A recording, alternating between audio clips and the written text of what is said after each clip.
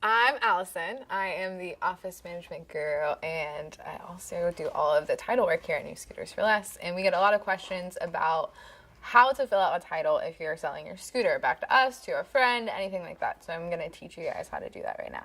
You're going to need your certificate of title, which is a blue piece of paper, kind of looks like a birth certificate. And then you're also going to need a bill of sale. I recommend using the state of Florida's version. If you just Google Form 82050, it'll come up really easily for you. It's within the first couple results on the Florida Department of Highway and Motor Safety Vehicles. So to fill out the title correctly, this is what a title looks like. Your scooter information is going to be in the middle-ish section, middle top section where the blue starts. It's going to include the VIN number, year, make, body, weight, all of those things about your scooter in this section. Notice your odometer status is here. That's going to be important in a few minutes. This tells you who the registered owner is. Whoever this registered owner is needs to be the one filling out this paperwork as the seller. So keep that in mind. Some people have their scooters registered in their parents' name. So if it is in your parents' name, your parents' signature is what's going to need to be on this form. The part that you are going to fill out to sell your scooter is actually here at the bottom.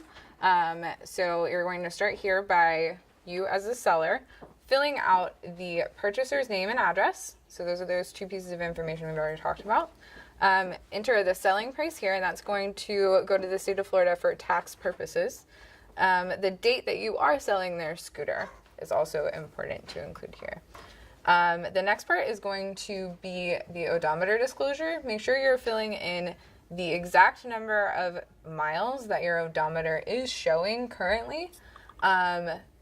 This reading should always be a bigger number than that odometer status that we talked about up here. So this says 1 mile. So anything I write in here that's over 1 mile is great, and that's what the state wants to see. Make sure in this section you're also choosing whether it's a 5 or 6 digit odometer. Pro tip, scooters are typically a 5-digit odometer, and you're going to check reflects actual mileage because that is what your odometer is stating. The next part is going to be the signatures. The seller, which is the person again who is named as the registered owner up here, is going to sign and print their name here. The purchaser will then sign and print their name down here. At that point, you're going to turn this title over, and on this top section, you're going to want to fill this out as the seller. This is basically a statement saying that you have sold your vehicle on this date. Make sure it matches the front. You're going to name the purchaser. This is where their driver's license or ID number comes into play, so make sure you fill that in. The address of the purchaser is what's going to go here, and the price that you sold it for. And then you're going to need to sign here. A note about co-sellers: if on the front of your title there are 2 people named here as the registered owner, and the word "and" is used between their names, you are going to need both signatures on this title to sell the vehicle. If there is an "or" between those 2 names, then you only have to have one of those signatures required by the state of Florida. All right, back to the back. So with this section up here, you'll see it's perforated along this line right here. You're gonna rip that part off and keep that for your records and make a copy. And then you're going to fill out the bill of sale. All right, so the next form that we're gonna fill out, which is that Florida Form 82050, also known as bill of sale, is going to include a lot of the information that was on your title, so keep that handy. So for the bill of sale form, you're going to check on this top part, bill of sale. Then this next information is going to be your scooter information or your vehicle information, which is going to be all of the information included in the top of your title. Make sure you're matching it exactly because it does matter. So make sure that you get the year, make, manufacturer, body type. Model isn't necessarily shown on your title. If you know your model, go ahead and put it in there. Color, certificate of title number, which is just going to be your title number here, and the vehicle identification number. That is the most important number on this form. You absolutely need to make sure that that number matches exactly what is on the title. The next section is going to be the information of the purchaser. So you're going to again name their full name, address, the date that you are selling them the scooter, and then the selling price that you've sold them the scooter for.